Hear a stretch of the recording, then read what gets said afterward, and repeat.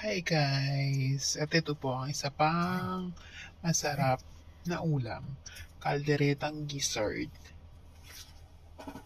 Ayan po ang aking mga ginamit. Medyo marami pero sulit. Super sarap siya.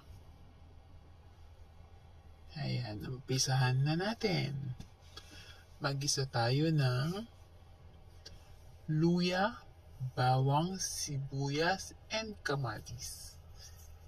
Yan ang igigisa natin.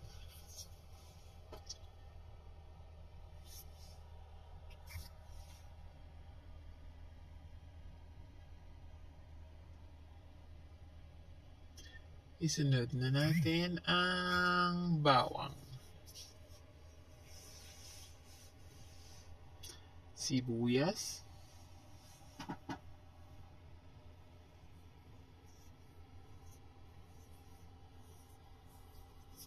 at kamatis.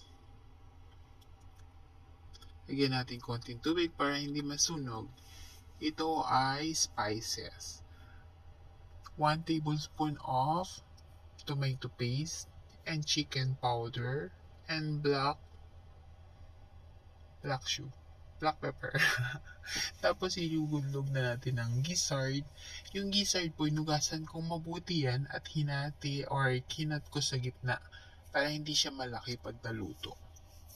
Gagamit tayo ng pressure cooker kasi alam naman natin na matigas ito.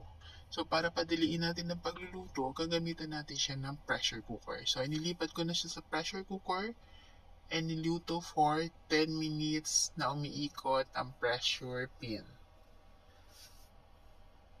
Pagkatapos ko siyang pakuluan yan, nilipat ko ulit sa kawali and then nilagay na ang gulay. Depende sa inyo anong gulay ang gusto nyo ilagay. Pwede mo siyang lagyan ng carrots, potato, and bell pepper. Ilagyan ko siya na isang can na coconut cream. Try nyo guys, masarap siya. Medyo kakaiba pero masarap talaga. And ayan na po siya ng pakuluan. So creamy. The best.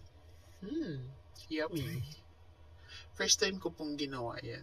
Ngayon ko lang naisipang gawin yan. Masarap siya.